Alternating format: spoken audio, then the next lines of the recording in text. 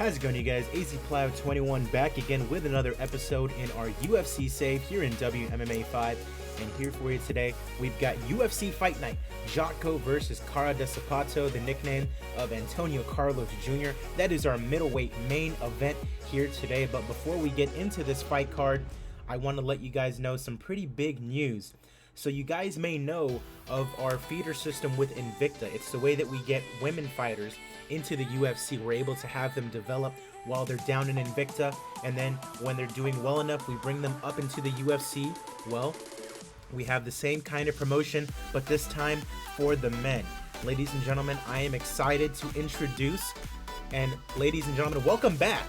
WEC, World Extreme Cage Fighting, is back in the mix. This was formerly Superior Challenge, which is a Scandinavia-based fight promotion. They were going bankrupt, so we swooped in, we purchased them, and now we're rechristening it as WEC.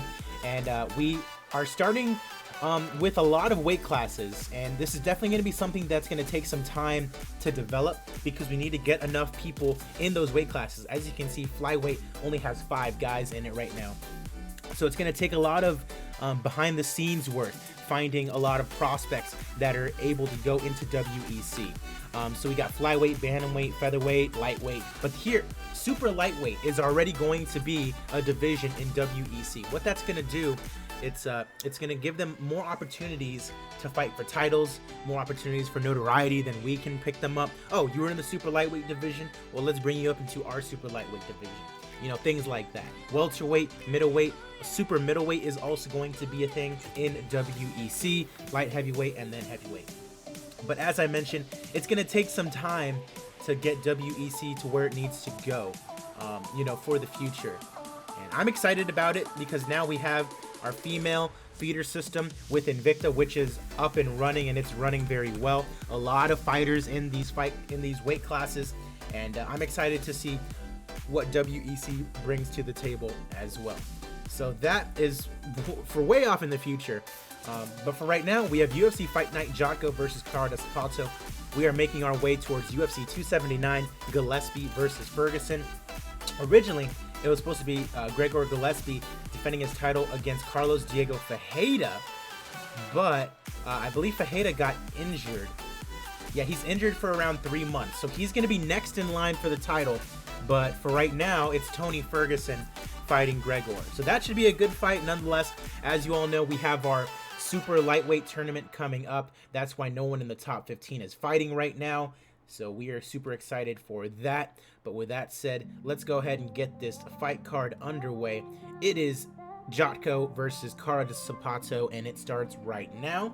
We are in Central Africa, ladies and gentlemen, putting on this UFC event. And let's see what our first prelim is. It's Steve Garcia as he takes on Alan Omer in the featherweight division. And Steve Garcia gets the win by knockout, improves to 4-1 now in the UFC, and he's on a 4-fight winning streak. So very good for him. Hopefully more good things to come out of him. Tanner Boser takes on Mindaugas Gervy in the heavyweight division. Boser is the favorite, -160 favorite, but Mindaugas Gerv gets the win via knockout. Very interesting. Don't have another class for 3 hours? Well, strap in, RBM. I'll probably be here for a decent amount of time. Look at this guy. Mindaugas Gerv, out of FEN and basically a European fighter, comes in and gets a big UFC debut victory over Tanner Boser via knockout nonetheless. Kevin Szaflarski taking on Jorgen De Castro, another heavyweight contest. Szaflarski, 6'6", big boy, and he gets it's a draw between him and Jorgen De Castro, a split draw. Okay, maybe we'll have to run it back. Jake Hager, so formerly Jack Swagger of the WWE, now he's a Bellator fighter. He's taking on Ben Sasoli, and I signed him because he was coming off of a win, I believe. Yeah, so he lost 2 fights, and then he quickly won 2 fights in LFA. So I was like, why not? And he beat the #1 ranked guy in LFA as well. So I'm like, why not? You know, why not? Take a chance on him. He's the odds-on favorite. He's 40 years of age. Yeah, Junior Dos Santos and Overeem got cut. That's very weird, especially considering they're so popular that You can still sell fight cards. You can still, you know, have them in main events, and they're still of use to you. But the thing is, their contracts probably demand like a lot of money per fight, and the UFC probably doesn't want to give them that money. They'd rather just, you know, work with these up and coming fighters that are making way less. You know, that's the thing that I don't like about Dana White and the UFC, is they try to save money wherever they can, but then at the same time, on the exact same day, it's announced that they came to an agreement with DraftKings, 5 years, $350 million. So there's no fucking way that it's like, oh, we had to save money, we're running tight on money. Like, no, it was a business decision, we get it, you know. But at the very least, post something on social media being like, oh, thank you for all these years. Like, geez. I can kind of understand JDS, but Overeem was doing decent. I mean, JDS was apparently offered a fight with Marcin Sabura, and he didn't take it, and because of it, he got cut, which is kind of shitty in and of itself. And hey, look at here. Jake Hager beats Ben Sasoli via submission in round number 1. So hey, college wrestler, low-level national, able to make his debut in the UFC, and he gets a win. He's on a 3-fight winning streak. He's now 5-2-1. Hopefully he just doesn't retire right here. He wants to fight Muhammad Usman. He wants to fight Kamaru's brother. That's interesting. As we move on, Easy Ed Ruth taking on Alex Moreno. Ruth is 11-3 out of Bellator. Moreno is 26-1. Has a good UFC record, and Moreno gets the win via unanimous decision. The Immortal Matt Brown taking on Christian the Warrior Lee.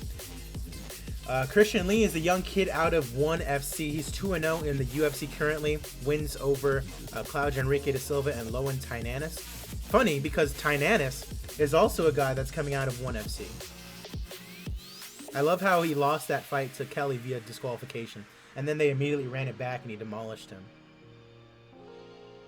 Beat Shinya Aoki, beat Arslan Aliyev. Yeah, he's a really good prospect to look out for. R.I.P. Hager facing Muhammad Usman. The Immortal Matt Brown, legend of the Octagon, terrible record. How has he been up to? He's coming off a loss to Diego Sanchez and a loss to Sage Northcutt. Before that, he beat Sean Brady, who was undefeated, which is why I kept him. Mid-level national, he's still got a lot of popularity under his belt, and he gets demolished by Christian Lee. Submission in round number 3. And he wants to fight Super Sage Northcutt. Wow. That could be a super fight. That could be a super fight. Like, not a super fight, but that's a fight that I don't want to do right now because it can be so popular later on down the line. That's one that I'm going to save. KRZYSZTOF versus Junior De La Rosa. This guy is a regen, I believe. Yeah, this guy's a regen, and he looks like he's a good one. Look at that. AFC immediately won their championship. Went to Pancrase, immediately won their championship. This guy, this featherweight, I believe he might be... He could be Jose Aldo's world caliber judo, so never mind. He does not throw kicks at all. Huh. So a judo practitioner who does not kick at all. That is interesting. It could definitely be on a pay-per-view, but they're both so young that it's worth holding on to for later on down the line. Because you know both of them are going to be big down the line. You know? It's kind of like with Mickey Gall and Sage Northcutt. It's like there was really no future for Mickey Gall. So that was a fun fight to put on at that time. You know? And look at what happened to Mickey Gall. He's kind of struggling. I don't even know if he's in the UFC anymore, to be honest. Oh, wow. Never mind. And, hey, Junior De La Rosa, he does not kick. Look what he got knocked out by. A kick. Yusuf Raisov knocks out Junior De La Rosa via a kick. He's on a 2-fight winning streak now. Archuleta and now De La Rosa. Very nice. Moving on. Magomed Magomedov taking on Warren Archuleta. Archuleta the favorite, and Archuleta gets it done via unanimous decision. Now 1-0 or 1-1 in the UFC after losing to Raisov. Northcutt, he just got booked by one. Yeah, and so did his sister. His sister is also fighting for one championship. That's going to be interesting to see. Because I believe her sister, because in game we have Colby Northcutt in Invicta, but I believe in real life in one championship she lost her first fight. I'm not 100% sure. Cowboy Oliveira taking on Curtis, Courteous, and Millender. Millender in real life is in Bellator, and here He lost to Douglas Lima, beat Eric Silva, and then we picked him up. He's on a 2-fight losing streak currently, sadly. And Curtis Millender gets the win via TKO over Cowboy Oliveira. You love to see it. Last prelim, Anthony Fluffy Hernandez taking on Jordan Beverly Hills Ninja Wright in the middleweight division. We remember we saw Hernandez get a big win over Rodolfo Vieira on that prelim. He was getting, controlled on the ground for a good amount of time, and he was able to pick up a win. And Fluffy Hernandez gets it done once again via unanimous decision. And he wants to fight Alex Pereira. That's the guy that knocked out Izzy back in the day, so he's calling him out. That's pretty funny. Justin Big Titty Buff Willis taking on Sergey Pavlovich in our first main card fight. Pavlovich, number 23 ranked heavyweight, coming off 2 straight wins. And then you got Justin Willis on the other side, number 25 ranked, coming off 3 straight losses. Nelson, Rosenstrike, and Philip DeFries. And Pavlovich knocks out Justin Willis, and with that, we might be letting him go. He had a couple good showings in PFL, and because he was ranked worldwide, we picked him up. But now it looks like he's not going to be ranked anymore. Terrible record. It looks like we're going to be letting Justin Willis go. The Irish Dragon, Paul Felder, taking on Bekzad Abdurakhmonov, however you pronounce it. He's 4-0 in the UFC. Musayev, Chris Fishgold, Taisimov, and Alexander Hernandez.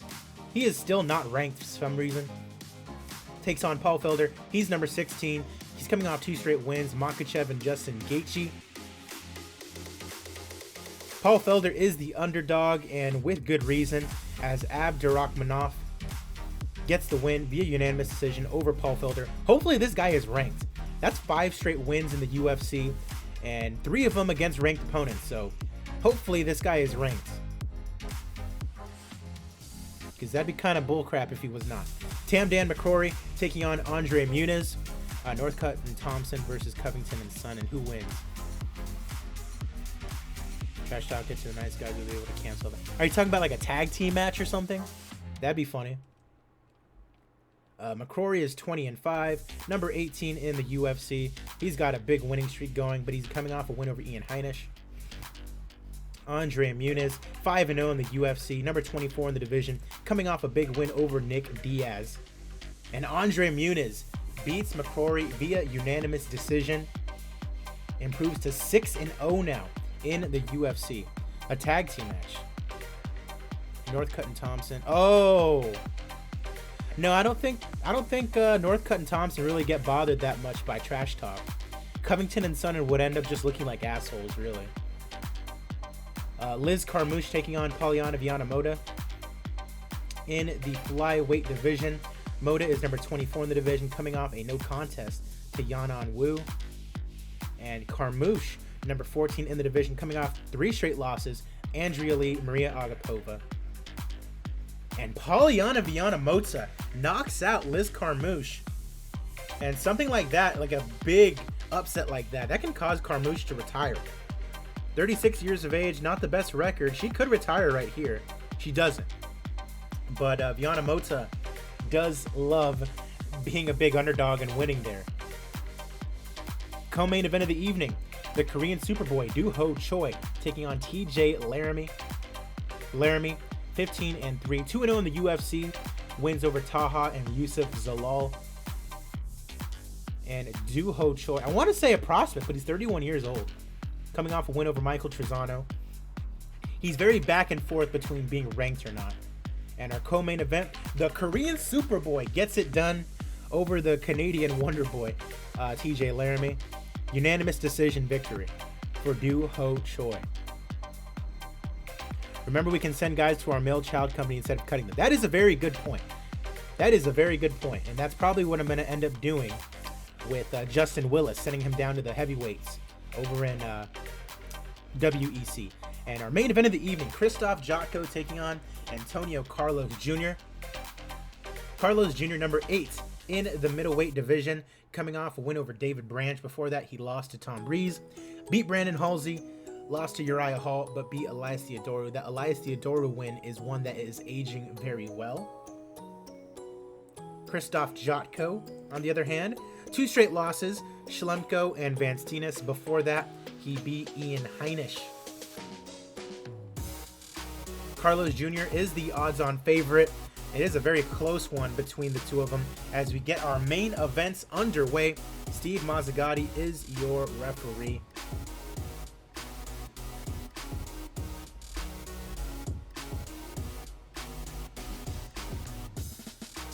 And Carlos Jr. can't get in a takedown.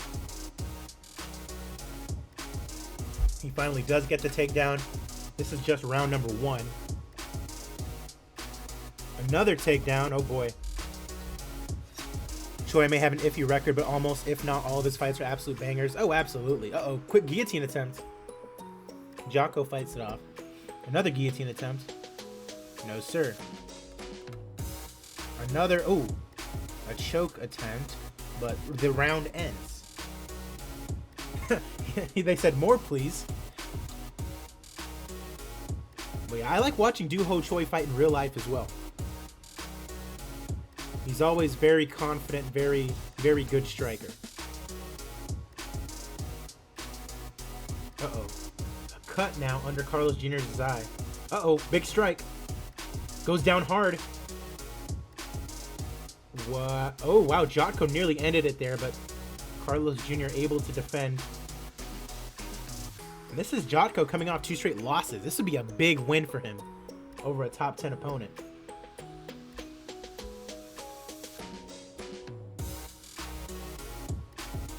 Round 2 comes to an end, and it probably went to Jotko. These are 2 guys who are not very well known, you know, and a big win here today would get them 1 step closer to being super popular like everyone wants to be. Trip takedown for Carlos Jr. Ooh, a knee bar attempt. Jotko defends it. This guy with the jiu-jitsu, you know what I'm saying? Armbar. Jotko defends it. And now a Kimura. Jotko blocks it. They get stood back up. Beauty of a straight right takedown attempt, and he gets it. That's like 3 takedowns now, I believe, for Carlos Jr. Round 3 comes to an end, and Cara de Zapato wins that round. Uh-oh. Uh-oh. Uh-oh. Wow. Jotko looking very tired. He nearly won the fight again, but couldn't finish it off. Just didn't have that killer's instinct. They pull half guard now. So Jotko in control in this round. It could be going to the final round.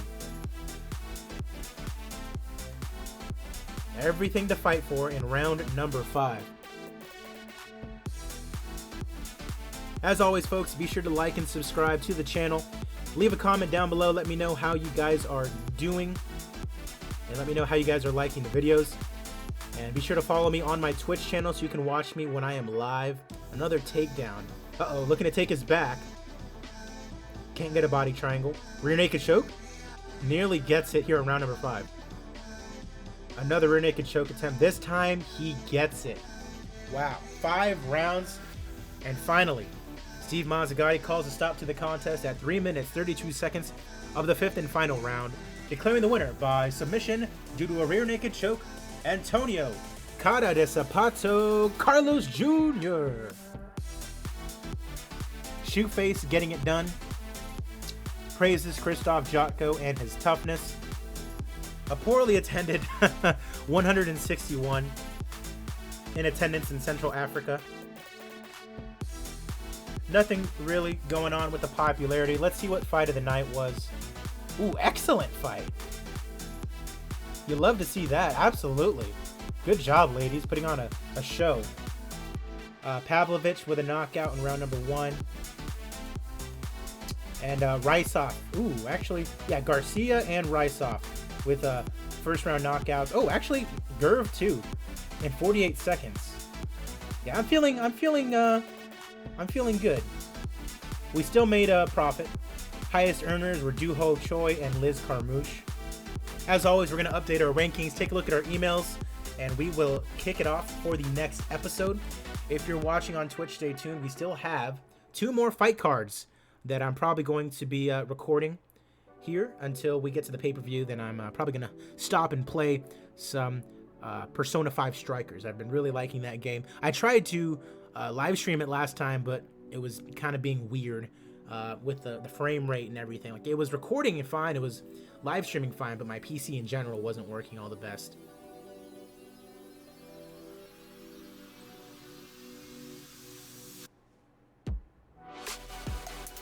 Are we going to have the Great Purge of the UFC after the show when we send all those guys down? I mean, not everyone's going to get sent down. It's mainly people who are on losing streaks. It's not, oh, if you lose a fight, you're sent down right away. You know what I mean?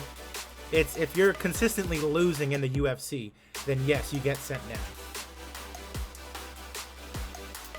And the thing is, now we're going to have to keep an eye out for not just, oh, this guy looks good, let's bring him into the UFC now. Like, Prospect Showdown is not a thing anymore. There's no need for it anymore. Like, because we have WEC now. If anyone is doing very well in WEC, I can just say, oh, hey, like, I'll just bring him on. Can't watch much. Can't watch Persona 5. Hurts my eyes way too much. Yeah, there's a lot going on the screen, but I love it. It's such an addicting game. It's so much fun to play. And I'm currently home for another week or so because of something that happened at work. So I'm literally just have all the time in the world that I want to play that game. So if I don't finish that game before I have to go back to work, then I don't know. I just manage my time poorly, I guess. All right, Max Holloway. Oh, that's right. Max Holloway's back. So Max Holloway ended his hiatus. So thankfully, we don't have to do any funny business at the featherweight division. Max Holloway versus Yair Rodriguez for the featherweight undisputed title will be on our next pay-per-view. And I'm super excited about it because there really wasn't anybody at featherweight who really made sense to fight for the interim title. Let's go ahead and update our rankings. Pavlovich up to number 18. Justin Willis is gone. Ivanov in at number 25. Light heavyweight, Max Nunes is in at number 25. At middleweight, Carlos Jr. up to number 6. JOTKO all the way down to 16. Muniz up to number 21. Very nice. At welterweight, no movement. Lightweight, I got some guys moving up. Abdurakhmanov is in at number 25, and Felder's out to number 23. At featherweight, no movement. Bantamweight, no movement. Flyweight, no movement. Nothing for the women except for flyweight. Viana up to number 16. Carmouche is at number 18 now. And nothing at strawweight. Let's take a look at our emails. Christian Lee needs to be renewed. Of course, we're going to keep this kid. He's been looking very good. And the thing is, I can do the same thing now with these UFC fighters than I can with the women. So 10 fight deals for 3 years.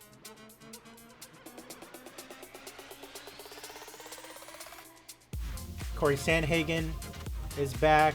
Norma Rueda center. Okay, I was about to say, that'd be a terrible deal for her to take, honestly. Valerie Lareda, I want to make sure that we keep her. We're the only offer she's considering. That's good. TJ Laramie. This kid is really good, 2-1 in the UFC, so we're not going to bother sending him down to WEC or anything. We're going to keep him here. Janae Harding in Invicta, 9-6, and she's been doing work over in Invicta. Okay. So we'll go ahead. How is her? She's already low-level national. See, that's in Australia, but still high-level regional in America is good. But that's what I'm saying. They're getting a lot of exposure over in Invicta. And so normally, you know, they would have these fights and it wouldn't really matter all that much, you know, because it'd be on the UFC Fight Pass. But because it's on the UFC Network, it's being shown to everybody. Everyone is seeing Janae Harding do her thing. She's number 10 featherweight in the world. Her record is not that good, but she's won 4 out of her last 5 fights. She's having a good time over there. And maybe in a couple more fights, she'll be ready to come back up to the UFC. And, you know, that's where we get a good featherweight division going, you know? Janae Harding. Need to send her down to Invicta. Why is my all caps on? All right. Jordan Wright. See, this kid 2-2 on a 2-fight losing streak. Granted, he had a winning streak going on before that, but he's still so young, right? Not really. 30 years of age.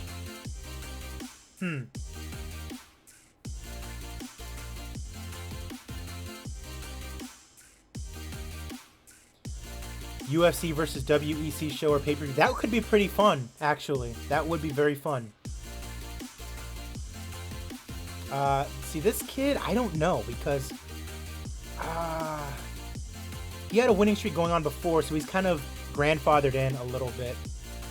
So Jordan Wright, we're gonna keep around. Steve Garcia, this guy's on a winning streak.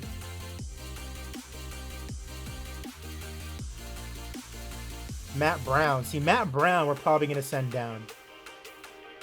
Because he's popular enough to where if guys down there beat him, they'll get some, you know, they'll get some notoriety. But Matt Brown's not really going to do anything here. But we're not going to straight up cut him. So we're going to sign Matt Brown and then send him down to WEC.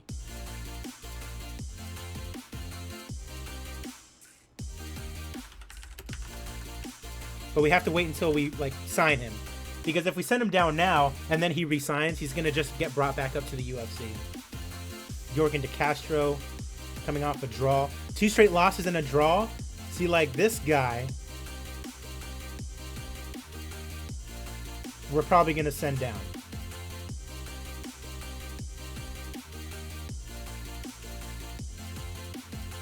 So Yorgan De Castro is gonna go down to WEC. Tanner Boser, how's this guy been doing? He had a 3-fight winning streak going, so we're gonna keep him.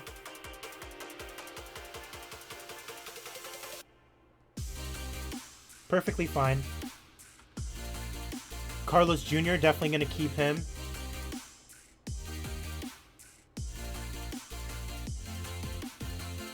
Okay, and I think I don't need you. Oh. Was Carmouche on the shortlist? What? Yeah. Why is she on my shortlist? Okay. Well, anyways, that is going to do it for this episode, you guys. The next time I see you will be for UFC Fight Night, Rousey versus Kaufman.